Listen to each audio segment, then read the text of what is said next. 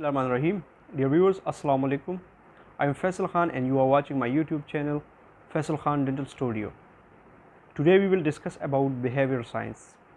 मगर behavior science को discuss करने से पहले मैं चाहता हूँ कि discuss करें what is behavior.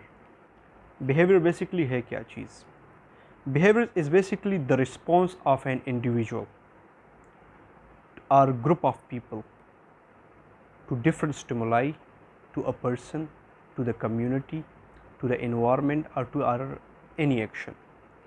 ये एक रिस्पॉन्स होता है किसी भी पर्सन को, किसी भी एक्शन को, किसी भी स्टिमुलस को या किसी भी इन्वायरमेंट को जो रिस्पॉन्स जाता है इसको हम बिहेवियर कहते हैं. सिंपल वर्ड्स में आप कह सकते हैं वो रिस्पॉन्स कुछ भी हो सकता है क्योंकि हम एक इंडिविजुअल और उसकी सराउंडिंग में मल्टीपल स्टिमुलाई हो सकती है.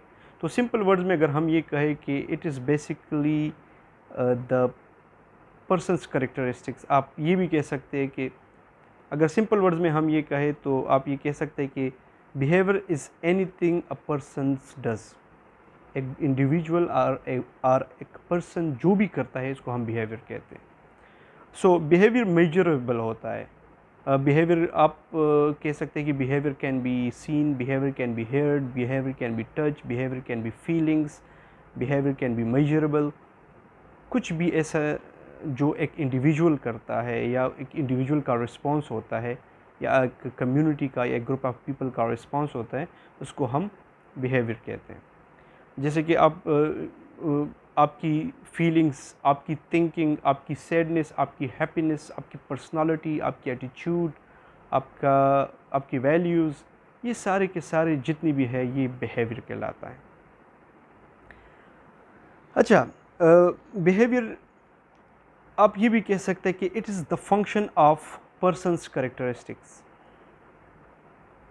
जो पर्सनस की करेक्टरिस्टिक्स होते हैं ना उसकी फंक्शन को हम बिहेवियर कहते हैं. And the characteristics of the environment, ये दो चीज़ें मैं आपको बता रहा हूँ. It is the function of persons characteristics and the characteristics of surrounding environment, इसको बिहेवियर कहते हैं. अच्छा, मैं कहता हूँ ना कि the characteristics of the surrounding environment, क्योंकि किसी भी इंडिविजुअल पर या हम पर अपनी सराउंडिंग का एक ख़ास इम्पैक्ट होता है, एक ख़ास इम्पैक्ट होता है क्योंकि हमारी जितनी भी रिएक्शंस जाती है वो टू द एनवायरनमेंट जाती है, टू द सराउंडिंग्स जाती है. अब उस सराउंडिंग्स में आपकी फ़िज़िकल सराउंडिंग्स भी हैं, वो आपकी अदर लोग भी हो सकते हैं, पर्सन्स भी हो सकती है. तो डिफरेंट स्टिमुलस आते हैं और उसी स्टिमुलस को हम रिस्पॉन्ड करते हैं. तो हमारी वो responding to the stimulus are to different peoples are a person, ये बिहेवियर कहलाता है. अच्छा, ये मैं इन्वायरमेंट और पर्सन्स को मैं कंबाइनली क्यों कह रहा हूँ. एक एग्ज़ाम्पल देता हूँ आपको कि फॉर एग्ज़ाम्पल एक बंदा है, इसके पास एक ज़बरदस्त सी जॉब है और अचानक कुछ ऐसा हो जाए कि वो अपनी जॉब लूज़ कर जाए तो ऑटोमेटिकली उसका बिहेवियर चेंज हो जाता है. ड्यूरिंग जॉब उसकी बिहेवियर अलग होती है एंड जैसे ही उसकी जॉब स्विच कर जाए तो उसकी बिहेवियर चेंज हो जाती है. तो इसलिए मैं कहता हूँ कि एक एनवायरनमेंट का ख़ास इम्पैक्ट होता है एक पर्सन्स की करेक्टरिस्टिक्स पे. जो एनवायरमेंटल करेक्टरिस्टिक्स हैं उसका ख़ास इफ़ेक्ट होता है पर्सन्स की करेक्टरिस्टिक्स पे और वो इसी की अकॉर्डिंगली फिर जाके अपने एक्शन परफॉर्म करते हैं, अपने बिहेवियर्स एक्सप्रेस करते हैं. अच्छा, ये जो बिहेवियर की डेवलपमेंट होती है ना उसके पीछे मल्टीपल काजेज़ हैं. अच्छा, वो काजेज़ कौन सी है जो एक इंडिविजुअल की करेक्टरिस्टिक्स आप कह सकते हैं कि एक इंडिविजुअल की बिहेवियर को डेवलप करता है. वो दो किस्म की करेक्टरिस्टिक्स हैं. एक होता है इनहेरिटेड करेक्टरिस्टिक्स, दूसरा होता है लर्न करेक्टरिस्टिक्स. इनहेरिटेड करेक्टरिस्टिक्स वो करेक्टरिस्टिक्स हैं जो कि उसको इनहेरिटेड में मिला हो. जैसे कि आप कह सकते हैं सिंपल वर्ड्स में कि हाँ ये बंदा इस तरह बिहेव करता है, इसका फादर भी इस तरह बिहेव करता था, इसकी ख़ानदानी मसला है यार, उसका पूरी फैमिली इस तरह बिहेव करता है, उसकी पूरी फैमिली की रिएक्शंस इस तरह होते हैं. तो ये इनहेरिटेड होता है.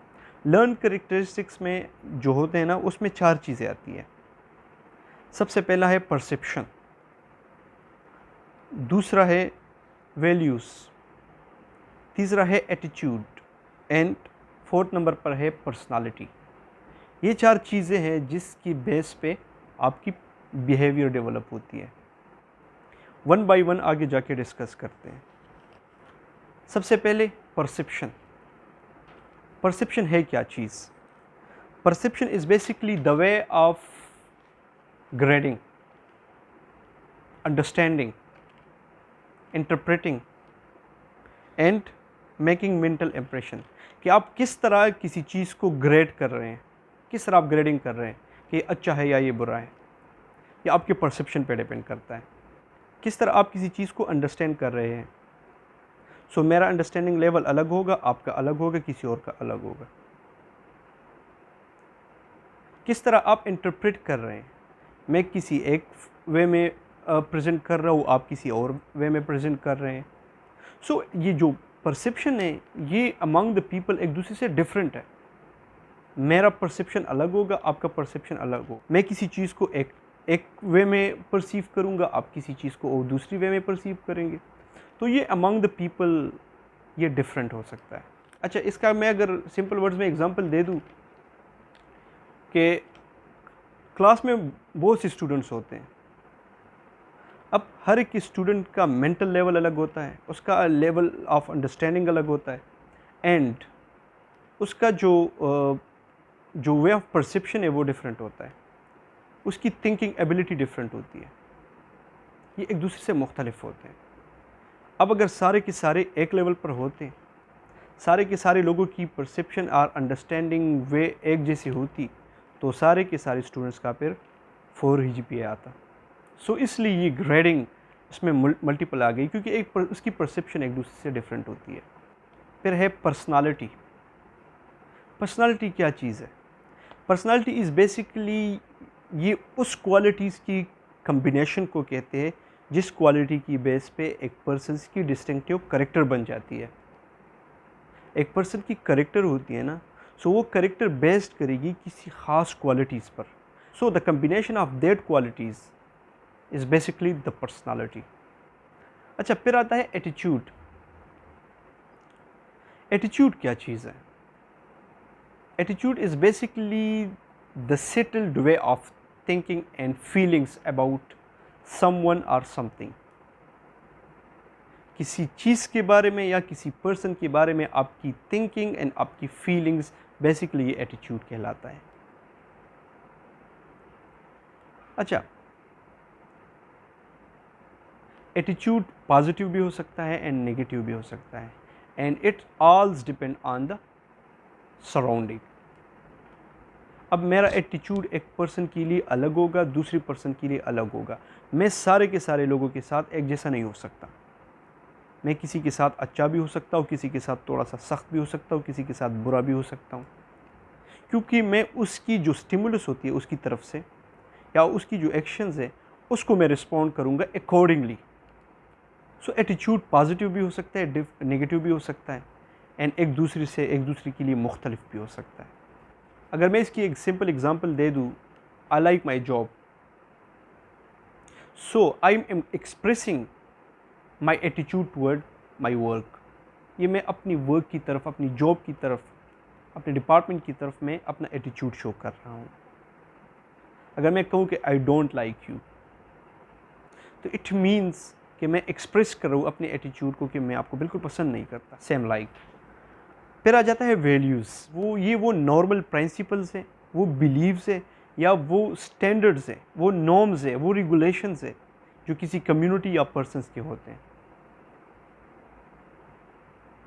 आपकी उस स्टैंडर्ड्स, प्रिंसिपल्स, नॉर्म्स की बेस पे आपकी वैल्यू बन जाती है। अच्छा, ये एक ट्री लाइक बन जाता है।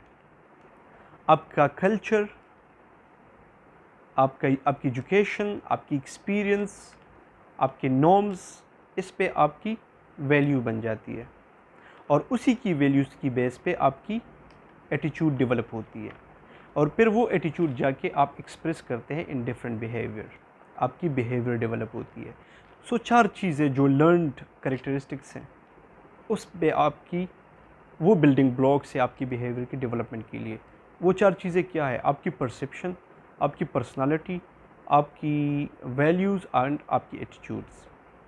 और ये सारी चीज़ें आप सराउंडिंग से, आपकी एक्सपीरियंस से, आपके स्टैंडर्ड से, आपके एक्सेप्टेड स्टैंडर्ड से, आपकी नॉर्म्स से, आपकी बिलीफ से, आपकी फीलिंग से, आपकी कल्चर से, आपकी एजुकेशन से ये सारी चीज़ें लर्नड होती है। और फिर इस पे आपकी वैल्यू पे एटीट्यूड पे पर्सनालिटी, एंड फिर जाके वो आप एक्सप्रेस करते हैं in the form of behaviour. अच्छा, ये तो हमने डिस्कस किया अबाउट बिहेवियर, एंड हम एक मेडिकल फील्ड में उसको डिस्कस कर रहे हैं, स्टडी कर रहे हैं, तो ये भी बेटर होगा कि हम हेल्थ बिहेवियर को भी टच दे दें। सो हेल्थ बिहेवियर क्या चीज़ है? Health behaviour is basically those behaviour which affects your health. अब आपका जो हेल्थ इफेक्ट होता है ना, तो वो आप पॉजिटिव वे में भी लेके जा सकते हैं एंड नेगेटिव वे में भी लेके जा सकते हैं। इसकी मैं एग्जांपल्स आपको इस तरह देता हूँ। Health impairing behaviour. Health impairing behaviour का क्या मतलब है कि आप वो सारे लाइफस्टाइल इख्तियार कर ले जिसका एडवर्स इफेक्ट होता है आपके हेल्थ पे। फॉर एग्जांपल, आप स्मोकिंग करते हैं, आप जंक फूड्स लेते हैं, आप जो फैटी डाइट्स होते हैं वो लेते हैं, तो उसका एक एडवर्स इफेक्ट हो सकता है आपके हेल्थ पे। सो इसको हम कहते हैं हेल्थ इम्पेयरिंग बिहेवियर, और ये भी इंडिविजुअल का ही होता है। स्मोकिंग करना या अदर जितनी भी ये नारकोटिक्स लाइक चीज़ें हैं वो यूज़ करना, सो ये आपके हेल्थ को इम्पेयर करता है। This is called health impairing behaviour. Health protective behaviour भी है। हेल्थ प्रोटेक्टिव बिहेवियर का क्या मतलब है कि आप रेगुलर अपना चेकअप करते हैं, डॉक्टर्स के पास जाते हैं एंड अपने हेल्थ का प्रॉपर ख्याल रखते हैं। अगर मैं डेंटिस्ट्री का एग्जांपल दे दूँ, तो आप प्रॉपर फ्लॉसिंग करते हैं, माउथ रिंसिंग करते हैं, माउथ वॉश यूज़ करते हैं, एंड टू टाइम टूथब्रश करते हैं, तो आपका ओरल हाइजीन मेंटेन होगा, प्रॉपर होगा, आपका ओरल हेल्थ की क्वालिटी मेंटेन होगी, उस पर कोई इफेक्ट नहीं आएगा। So this like behaviour is called health protective behaviour. अब फिर आ जाता है इलनेस बिहेवियर।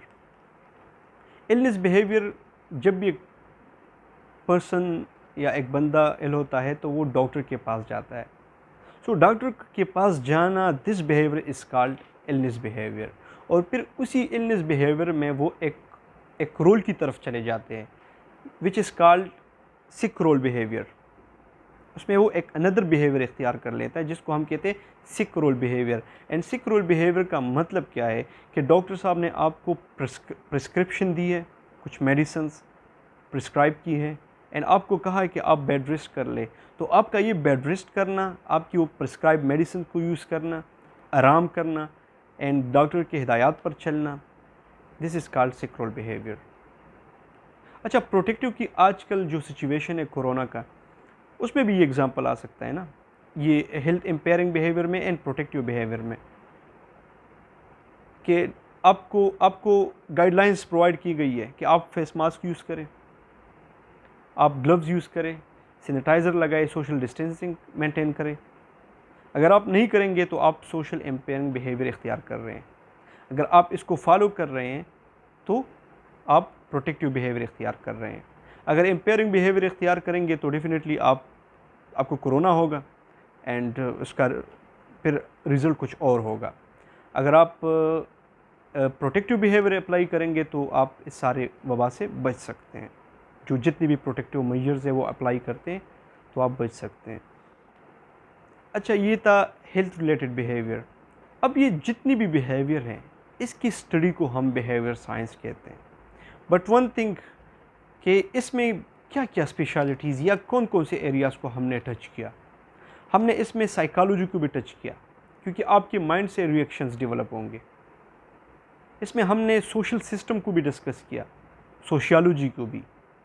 उसमें हमने डिफरेंट बिहेवियर्स, कल्चर को भी डिस्कस किया, एंथ्रोपोलॉजी को भी। So collective of all these things are called behaviour science, जो कि नेक्स्ट सेशन में इंशाल्लाह डिटेल से डिस्कस करेंगे। तब तक के लिए अल्लाह हाफिज़। Thank you so much.